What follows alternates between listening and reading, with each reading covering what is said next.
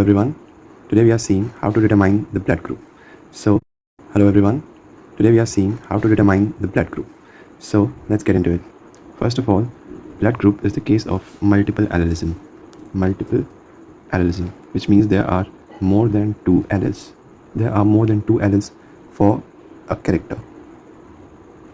The three types of genes are, let's see, what are the three types of genes? The first one is IA. Second one is IB. Third one is IO.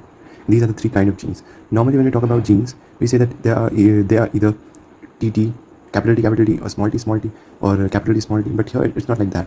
There are A, B, and C. Three types of allele are there.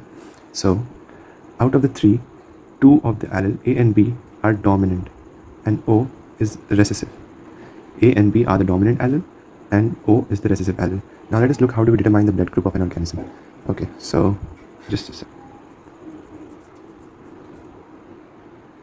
So if it's given IA from one parent and IO from another parent, that is the heterozygous A, this will give you the A blood group.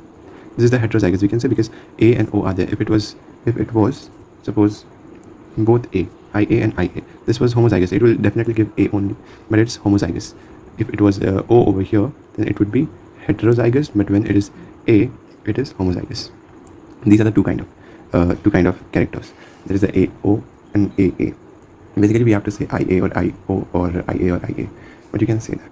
Next type is B. How do we get the blood group B? For that, we obviously have to have IB. We can have either IO or IB. If you are taking IO, it means it is heterozygous. It will give you B. This is the heterozygous, but instead of O, if we have taken IB,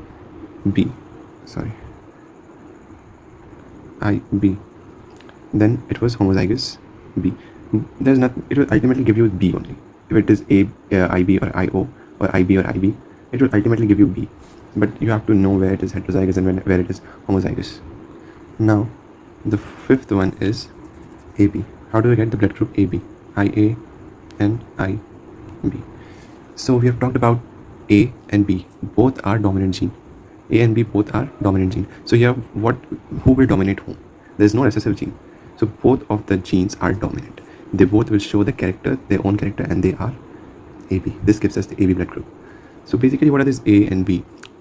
We know the structure of RBC. It is like either circular or disc-like.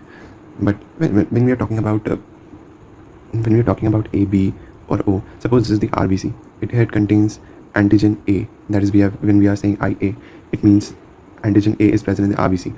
A person with blood group A will have antigen A. A person with blood group B will have antigen B. Or a person with blood group O will have antigen O over there. So this is the thing. The gene which was there, that is the IA, it contains information which makes protein, which ultimately leads to the formation of this antigen. So when we are saying the blood group is A, we are meaning that it has antigen A. When we are saying that the blood group is B, we are saying that the antigen here is B. When we are saying that the blood group is when the blood group is O, here it has the antigen O. And when we are saying that the blood group is AB, then it has both A it has both A and B. So yeah, that's it. That's how you determine the blood group of an organism. In the next video, we'll actually determine what the blood group of the child can be if the person or the parent's blood group are given. So in that part, we'll complete the whole blood group things.